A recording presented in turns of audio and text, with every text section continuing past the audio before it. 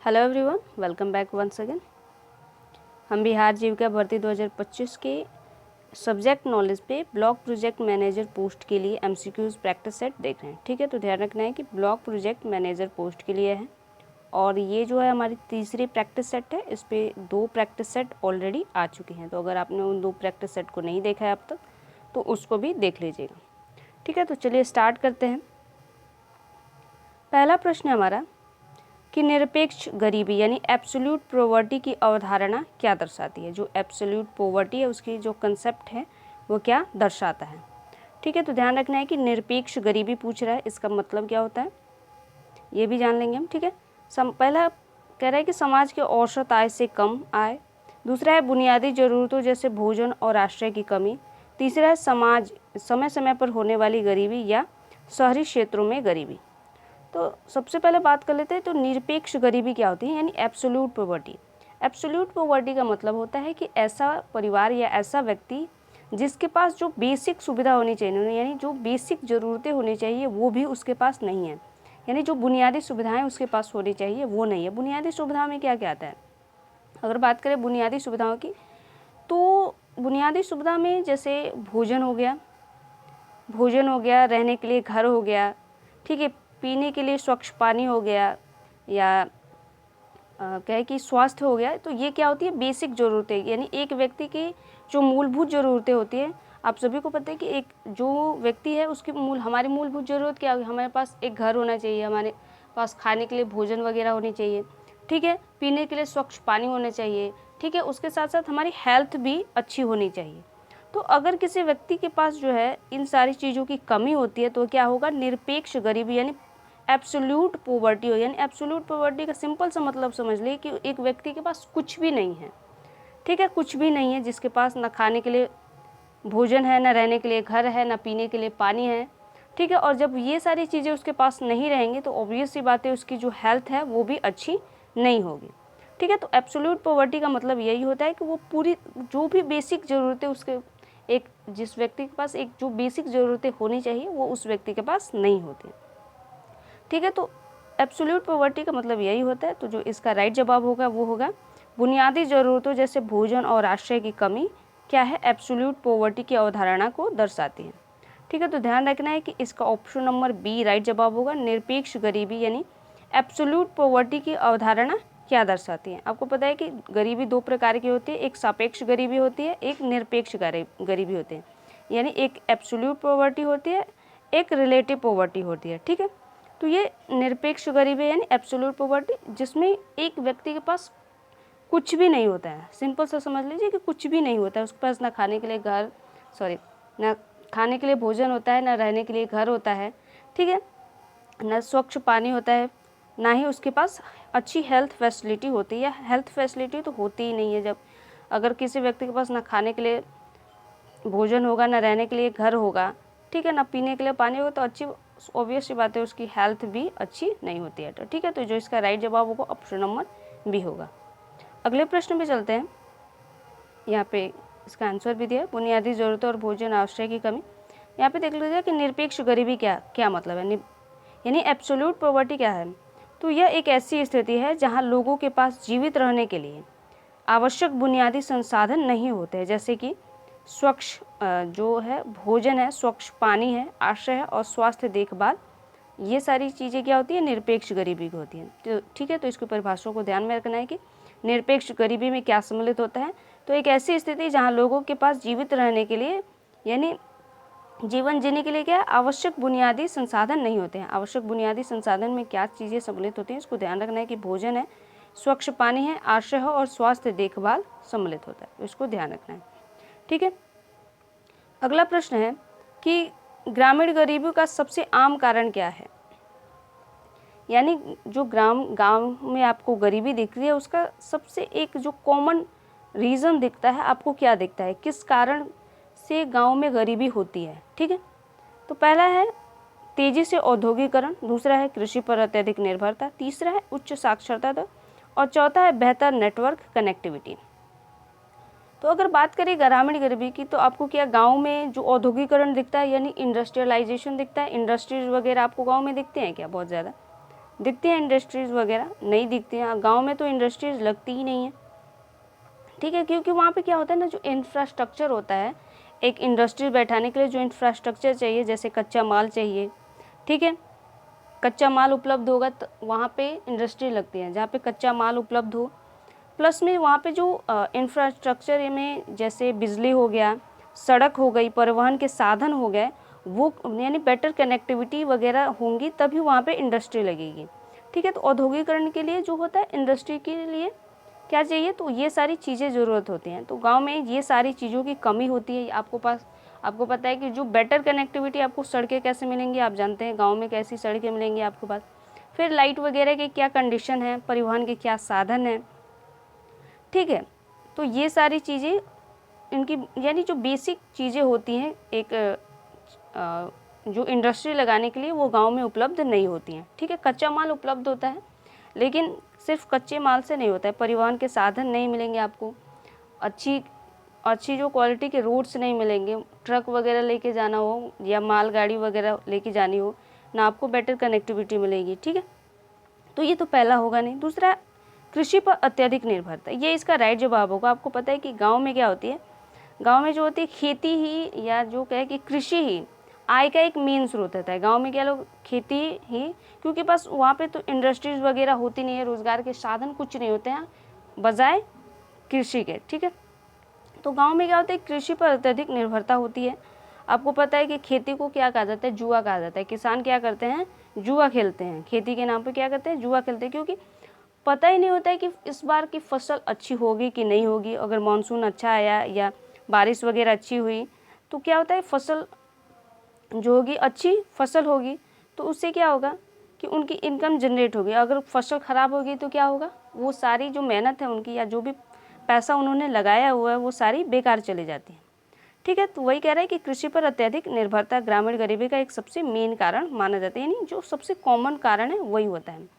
मान लीजिए अगर आपकी फसल अच्छी हुई भी, तो आपको क्या पता आपको जो उचित मूल्य मिलना चाहिए, आपकी जो फसल का उचित मूल्य मिलना चाहिए वो नहीं मिलता है, क्योंकि बिचौलिए क्या करते हैं, बीच में ही आपके अनाज को या आपकी जो फसल है उसको खरीद लेते हैं, क्योंकि आपके पास स्टोरेज सिस्टम नहीं है, यानी भंडारण, आपके पास गोदाम वगैरह नहीं है जहाँ पे आप अपनी फसल को रख सके, सुरक्षित रख सके। तो क्या होता है कि मानसून वगैरह जब स्टार्ट होने लगते हैं तो क्या होता है, फसलें ख़राब होने लगती हैं, ठीक है। कोल्ड स्टोरेज की व्यवस्था नहीं होती है, तो फसलें ख़राब होने लगती है। तो क्या करते हैं किसान की औने पौने दाम में, यानी जो भी उनको रेट मिलता है तत्काल, वो क्या करते हैं, ले जाकर मार्केट में बेच देते हैं, और जो बिचौलिए होते हैं उसको खरीदते हैं, और वो क्या करते हैं, बाद में उसको अच्छे दाम पे बेचते हैं, क्योंकि उनके पास स्टोरेज सिस्टम होता है, उन्होंने भंडारित करने के लिए जगह बना के रखी होती है, और वो क्या करते हैं कि किसान से सस्ते दाम पे ख़रीदते हैं, और मार्केट में जब भाव मिलने लगता है, या जब मार्केट में उस जो वस्तु या जो अनाज है उसका भाव बढ़ जाता है, उसको क्या करते हैं, बेच देते हैं। तो इसको किसान को लाभ नहीं होता है, ठीक है।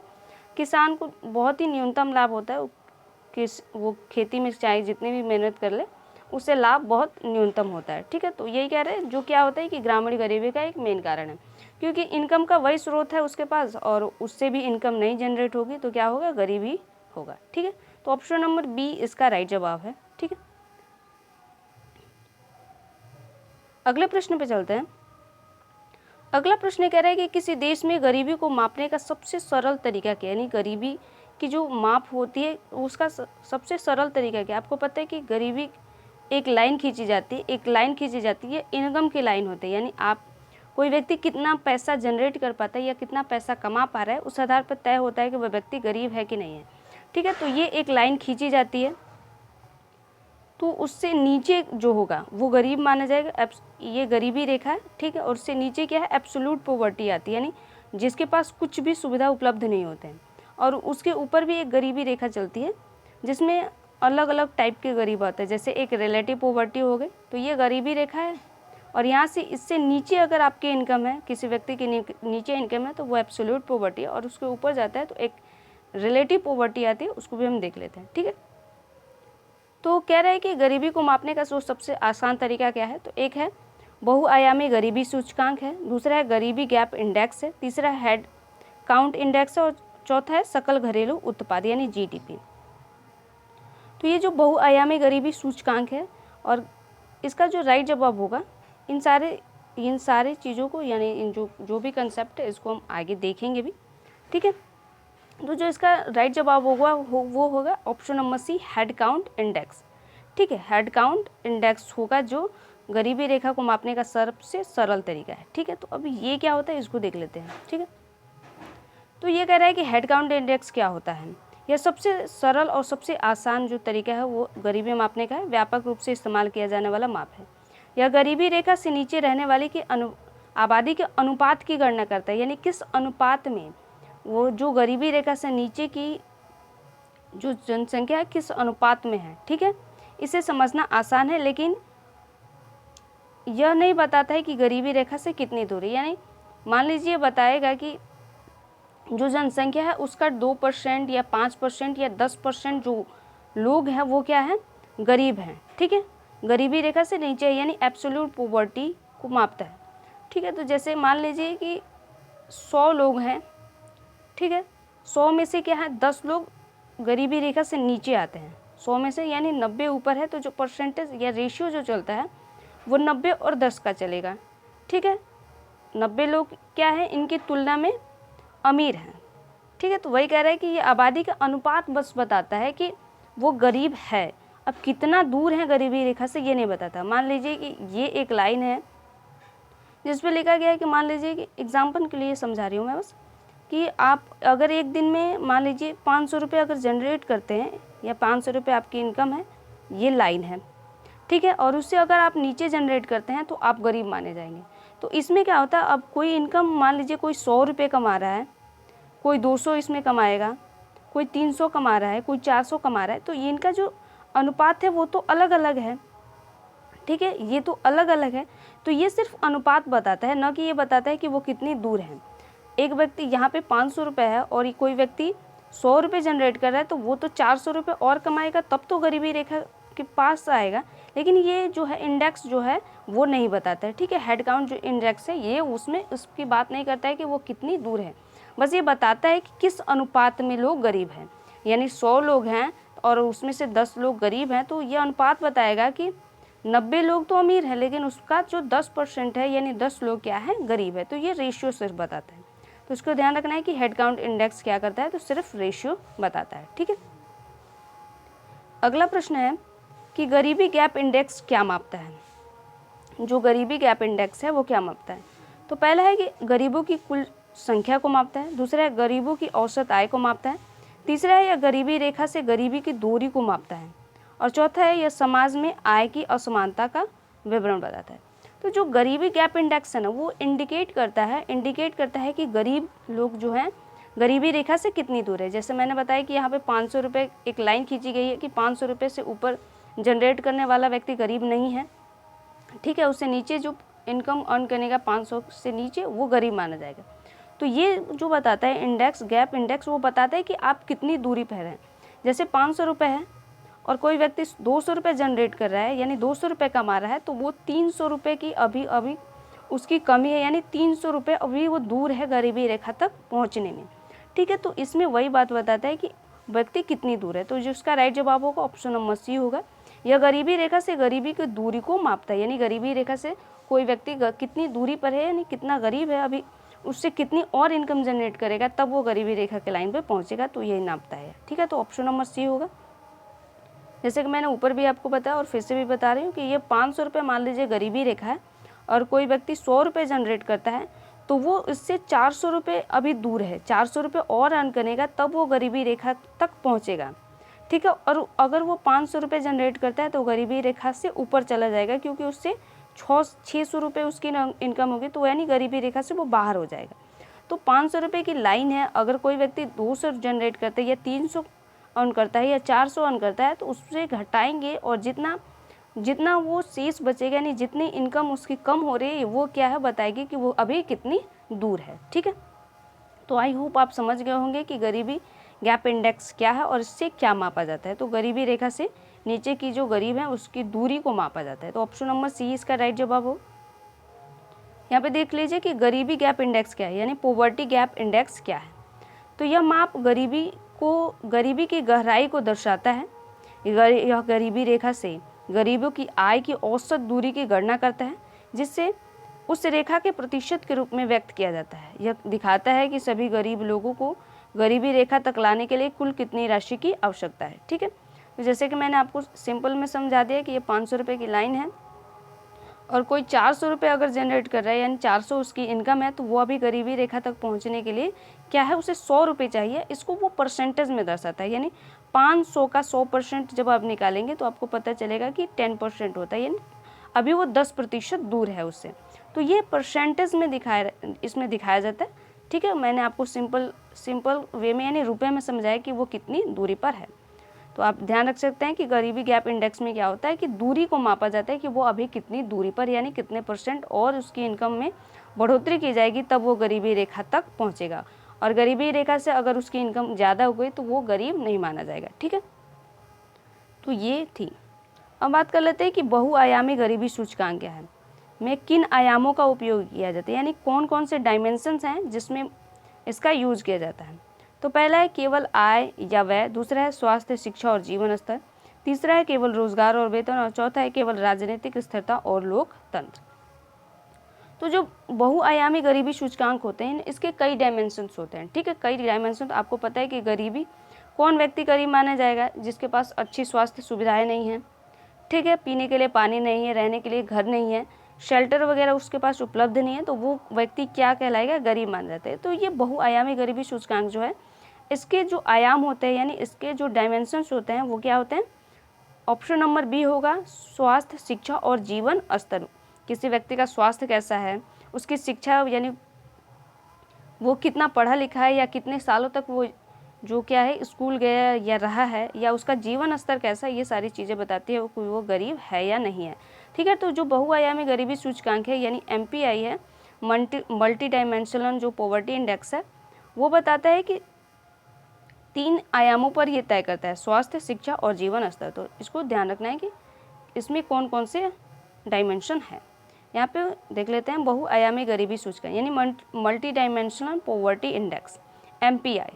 यह आधुनिक दृष्टिकोण मानता है कि गरीबी रेखा जो गरीब केवल आय की कमी से ज़्यादा है। मान लीजिए कोई व्यक्ति है 500 रुपये, जैसे मैंने बताया आपको कि 500 रुपये की एक लाइन खींची गई है। ठीक है, 500 रुपये की एक लाइन खींची गई है कि अगर इतना कोई व्यक्ति जनरेट कर रहा है तो वो गरीब नहीं है। मान लीजिए कोई व्यक्ति है 500 रुपये की जगह 600 रुपये कमा रहा है, अभी फ़िलहाल में क्या कर रहा है, वो 600 रुपये कमा रहा है, तो वो क्या वो गरीब, अब तो गरीबी रेखा से देखेंगे तो वो तो गरीब तो है नहीं। लेकिन अगर उसके पास क्या है, वो सिर्फ 600 रुपये कमा रहा है, उसके पास ना तो घर है, ठीक है, ना रहने के लिए घर है, ना उसके पास अच्छी स्वास्थ्य सुविधाएं हैं, ना उसका जीवन स्तर बेहतर हुआ है।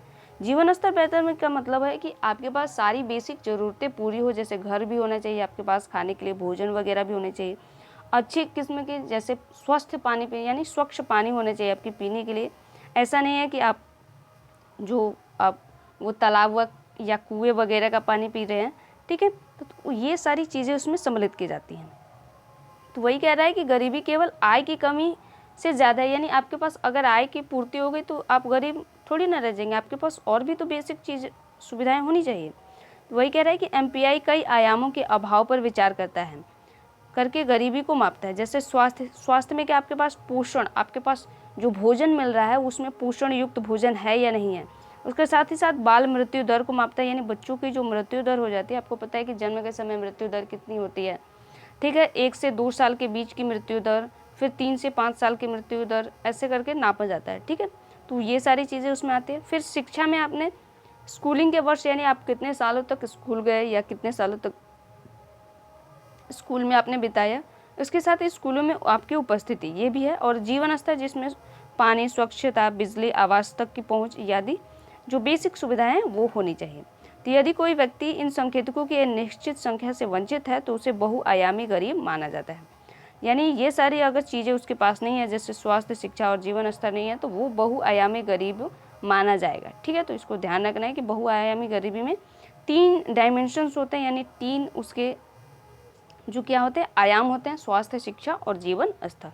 और स्वास्थ्य में क्या क्या है ये मैंने आपको बता दिया। ठीक है, जीवन स्तर में क्या क्या है और स्कूलिंग में क्या क्या है, तो इसको ध्यान रखना है। अगला प्रश्न है कि ग्रामीण क्षेत्रों में गरीबी का एक मुख्य कारण क्या हो सकता है जो अक्सर शहरी क्षेत्रों में कम पाया जाता है, यानी शहरों के क्षेत्रों की तुलना में ग्रामीण गरीबी का एक मेन कारण क्या हो सकता है? तो बेहतर स्वास्थ्य सुविधाओं तक पहुंच, दूसरा है बाजारों और सेवाओं तक पहुंच, तीसरा है उच्च जनसंख्या घनत्व और चौथा है बहुराष्ट्रीय कंपनियों की उपस्थिति। ठीक है, तो आपको पता है कि जो ग्रामीण क्षेत्रों में अक्सर जो शहरी क्षेत्रों में कम पाया जाता है वह क्या है? बाजारों और सेवाओं तक कम पहुंच। ठीक है, बाजार और सेवाओं तक कम पहुंच क्या होता है? गांव में आपके पास जो बाजार होंगे उनकी कंडीशन देख लीजिएगा आप, और जो सर्विसेज वहाँ पे मिलती है उसकी कंडीशन देख लीजिएगा शहरों की अपेक्षा, यानी शहरों की तुलना में। आपके पास जो आपके मार्केट में क्या चीज़ें उपलब्ध हैं, कैसी सर्विसेज प्रोवाइड कराई जाती हैं, वो सारी चीज़ें आप देखेंगे तो आपको पता चलेगा कि वो क्या है ग्रामीण गरीबी का कारण। आपको बेटर जो स्वास्थ्य सुविधाएं हैं वो कहाँ मिलेगी? आपको शहरों में मिलेंगी। अच्छे हॉस्पिटल्स कहाँ मिलेंगी? ठीक है, अच्छी हॉस्पिटल्स आपको पता है कहाँ मिलेंगे? आपको शहरों में मिलेंगे। गाँव में तो अच्छी हॉस्पिटल्स आपको मिलेंगे ही नहीं। ठीक है, तो ये पहला डायमेंशन ऐसे ही खत्म। उच्च जनसंख्या का, गांव की जो जनसंख्या होती है बहुत न्यूनतम होती है, यानी कम जनसंख्या होती है। तो गांव की एक विशेषता क्या होती है कि जनसंख्या वहाँ पे कम होती है, तो ये तीसरा भी नहीं होगा। और बहुराष्ट्रीय कंपनियों की उपस्थिति आपको पता है कि गाँव में कहाँ होती है? जो अंतर्राष्ट्रीय कंपनियाँ होती हैं वो क्या होती है? शहरों में लगी होती हैं। ठीक है, तो ये तीनों अगर आप काट देंगे, ये तीनों आप काट देंगे तो ये जो बचा ऑप्शन नंबर बी इसका राइट जवाब होगा। बाजारों और सेवाओं तक सीमित पहुंच या कम पहुंच जो है ग्रामीण गरीबी का एक मेन कारण है शहरों की तुलना, यानी कंपैरेटिव। जब कंपैरिजन करते हैं गांव का शहरों से तो जो डायमेंशन मिलता है हमें वो होता है बाजारों और सेवाओं तक कम पहुंच। ठीक है, तो ऑप्शन नंबर बी इसका राइट जवाब होगा। अगला कह रहा है किस माप से पता चलता है कि किसी देश में गरीबी को समाप्त करने के लिए कितनी न्यूनतम धनराशि की आवश्यकता होती है? तो आपको पता चल गया होगा कि ऊपर इसका जो हमने देखा भी है कि किस जो इंडेक्स से पता चलता है कि गरीबी को अभी लोग गरीबी रेखा से कितनी दूर पे हैं। तो क्या हेड काउंट इंडेक्स से, या गरीबी गैप इंडेक्स से, या सकल राष्ट्रीय उत्पाद से, या मानव विकास सूचकांक से? तो ये दो तो ऑप्शन होंगे नहीं, आपको ऐसे पता है। ये सकल घरेलू उत्पाद से राष्ट्रीय आय मापी जाती है और मानव विकास सूचकांक से मानव की जो कंडीशंस होती है वो मापी जाती है। तो ये दोनों तो होंगे ना। और हेड काउंट इंडेक्स में क्या होता है ऊपर मैंने आपको बताया। तो ऑप्शन नंबर जो सी होगा, बी होगा, इसका राइट जवाब होगा। ठीक है, गरीबी गैप इंडेक्स। ठीक है, ठीक है, तो ये जो इसका राइट जवाब होगा क्या होगा? तो गरीबी गैप इंडेक्स होगा। गरीबी गैप इंडेक्स, इससे क्या पता चलता है कि जो व्यक्ति है वो गरीबी रेखा से कितनी दूर है। ठीक है, और हेड काउंट इंडेक्स में क्या बताया जाता है कि कोई व्यक्ति का जो प्रतिशत है वो, यानी कितने परसेंट लोग गरीब हैं। और दूसरा बताता है कि जो गरीबी गैप इंडेक्स है, यानी जैसे मैंने बताया कि 500 रुपये जनरेट करता है और 400 रुपये उसकी अगर इनकम है तो वो 100 रुपये अभी दूर है, यानी 100 रुपये अगर उसकी इनकम में बढ़ोतरी हो जाएगी तो वो गरीबी रेखा के पास आ जाएगा। तो ये जो गैप मापता है वो है गरीबी गैप इंडेक्स। ठीक है, अगले प्रश्न पे चलते हैं।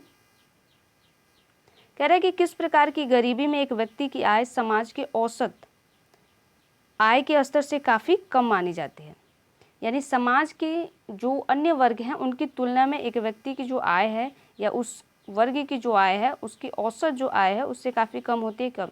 तो निरपेक्ष में, चक्रीय में, सापेक्ष में, या सतत गरीबी। ठीक है, तो जो इसका राइट जवाब होगा वो सापेक्ष गरीबी होती है। क्या होती है? सापेक्ष गरीबी होती है। सापेक्ष गरीबी का मतलब है कि एक, मान लीजिए आपका एक गांव है, आप एक गांव में रहते हैं, वहाँ सबके पास मान लीजिए कि सब लोग इनकम, अच्छी खासी इनकम जनरेट करते हैं, सबके पास क्या है, घर वगैरह, खाने के लिए, पीने के लिए सारी चीज़ें अवेलेबल हैं। ठीक है, मान लीजिए 40 लोग एक गाँव में रहते हैं और वहाँ सबके पास कार वगैरह है, 5 लोगों के पास कार नहीं है, या जो कहें लग्जरियस आइटम जो सभी के पास है, 35 लोगों के पास लग्जरियस आइटम्स वगैरह हैं, जैसे कार वगैरह हैं, टीवी, फर्नीचर, जो भी मान लीजिए आप, वो हैं, और उसमें से 5 लोगों के पास नहीं है। तो ये जो 5 लोग हैं ना, उन 35 लोगों की तुलना में, वो 35 लोगों की तुलना में ये क्या है, गरीब है। इसे ही क्या कहते हैं, सापेक्ष गरीबी कहते हैं। सापेक्ष गरीबी कहते हैं, यानी रिलेटिव पॉवर्टी कहते हैं, यानी आप तुलनात्मक रूप से गरीब है, यानी किसी समाज के या किसी व्यक्ति विशेष या वर्ग विशेष की तुलना में आप गरीब हैं। ठीक है, तो सापेक्ष गरीबी का मतलब होता है कि कंपैरिजन जब आप करते हैं दो वर्गों के बीच या दो लोगों के बीच, मान लीजिए एक व्यक्ति 10,000 रुपये, या कहे कि 1,000 रुपये एक दिन का कमाता है, 1,000 रुपये, और एक जो व्यक्ति है वो 600 रुपये कमाता है, ठीक। तो अब ये 400 रुपये का जो गैप है ना, 400 रुपये का गैप है, यही बताता है कि ये इन दोनों के बीच जो आप दोनों क्या है, सापेक्ष रूप से गरीब हैं, ठीक है। क्योंकि जो गैप दिख रहा है दोनों में, दो वर्गों के बीच जो गैप दिख रहा है वही गरीबी का एक सूच सापेक्ष गरीबी को दर्शाता है, ठीक है। तो मान लीजिए कि एक जो घर है आपके मोहल्ले में, मान लीजिए कि आपके मोहल्ले में ऐसा तो होगा ही कि किसी के पास जो है कार वगैरह हैं, ठीक है, कार वगैरह हैं और उसका अच्छा घर वगैरह है, सारी चीज़ें उसके पास हैं, और उसकी तुलना में एक उसी के पास का एक व्यक्ति है, उसी के घर के पास का एक पड़ोसी है जिसके पास बाइक तक नहीं है। तो वो क्या होगा, इस व्यक्ति की तुलना में वो सापेक्ष रूप से गरीबी हो गई, यानी तुलनात्मक गरीबी जिसको बोलते हैं, ठीक है। किसी व्यक्ति की तुलना में आपके पास जो फैसिलिटीज़ नहीं है उसके वो उसे ही क्या कहते हैं, रिलेटिव पॉवर्टी कहते हैं। तो ऑप्शन नंबर सी इसका राइट जवाब होगा। इसको देख लेते हैं हम। सापेक्ष गरीबी यानी रिलेटिव पॉवर्टी, यह एक ऐसी स्थिति है जहाँ किसी व्यक्ति की आय उस समाज की औसत आय से काफ़ी कम होती है जिसमें वह रहता है। वह समुदाय के बाकी लोगों की तुलना में वंचित होने और समान सामाजिक आर्थिक गतिविधियों में भाग लेने में असमर्थ होने के बारे में है, ठीक है। तो मैंने बताया आपकी कि कंपैरेटिवली आपके गांव में मान लीजिए कि सबके पास कार वगैरह हैं और किसी एक या दो व्यक्ति के पास कार नहीं है, तो वो उन 100 व्यक्तियों की तुलना में वो सापेक्ष रूप से गरीब है, क्योंकि उसके पास अन्य चीज़ें तो हैं, खाने पीने के लिए हैं, घर वगैरह हैं, लग्जरियस आइटम भी है, लेकिन उसके पास कार नहीं है।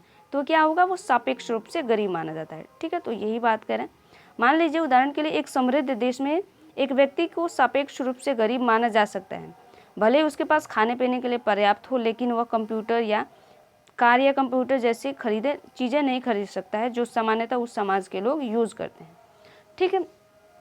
तो ये होता है सापेक्ष गरीबी यानी रिलेटिव पॉवर्टी, या जिसे कहते हैं कि तुलनात्मक गरीबी। आप बोल सकते हैं कि व्यक्तियों की तुलना में आपके पास क्या चीज़ें हैं या नहीं है, इसकी तुलना में, ठीक है। तो ये सापेक्ष गरीबी कहलाता है।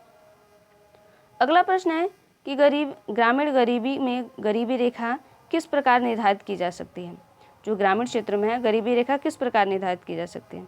तो पहला कह रहा है कि केवल जनसंख्या के आधार पर, दूसरा कह रहा है कि केवल कृषि उत्पादों की कीमतों के आधार पर, तीसरा कह रहा है कि बुनियादी खाद्य जो बास्केट की लागत के आधार पर, और चौथा कह रहा है कि केवल शिक्षा के स्तर के आधार पर, ठीक है। तो जो ग्रामीण क्षेत्र में जो गरीबी का रेखा का निर्धारण होता है वो एक बुनियादी खाद्य बास्केट के लागत के आधार पर किया जाता है। जैसे एक कंसेप्ट चलता है, एक बास्केट ले लीजिए या कहिए कि एक टोकरी ले लीजिए और उसमें वो सारी चीज़ें रख दीजिए, जैसे फल हो गए, सब्जी हो गई, खाने की चीज़, उसको रखिए, और दूसरा व्यक्ति है वो भी अपनी बास्केट में चीज़ें रखता है, ठीक है। तो जो दो लोगों की बास्केट में जो चीज़ें रखी जाएंगी, जो बुनियादी चीज़ें रखी जानी चाहिए, उसमें जो अंतर दिखता है वो क्या होता है, ग्रामीण गरीबी को निर्धारित करती है, ठीक है। तो जिसका राइट जवाब होगा ऑप्शन नंबर सी इसका राइट जवाब होगा। अगले प्रश्न में चलते हैं कि गरीबी का एक प्रमुख कारण क्या होता है जो ग्रामीण क्षेत्रों में असमान भूमि वितरण से उत्पन्न होती है, ठीक है। असमान भूमि, ध्यान रखना है कि कह रहा है कि असमान भूमि से उत्पन्न होती है। तो पहला है कम आबादी है, दूसरा खेती के लिए बहुत कम या कोई भूमि नहीं, तीसरा औद्योगिक रोजगार के अवसरों में वृद्धि, और चौथा है बेहतर आवास की सुविधाएं। तो ग्रामीण गरीबी का एक प्रमुख कारण क्या होता है कि जहाँ जो खेती की भूमि है उसमें असमानता पाई जाती है। तो वो क्या है, खेती के लिए बहुत कम या कोई भूमि नहीं। मान लीजिए गांव में 100 किसान हैं और उसमें सभी के पास जो क्या है, अच्छी खासे यानी अच्छी मात्रा में उनके पास खेत हैं, ठीक है। तो उनमें जो खेती होगी तो अब सबके पास समान मात्रा में तो होगी नहीं, सबके पास समान मात्रा में नहीं होगी, क्योंकि मान लीजिए किसी के पास 100 एकड़ भूमि है, किसी के पास 50 एकड़ होगी, किसी के पास 10 एकड़ होगी, किसी के पास 2 एकड़ होगी।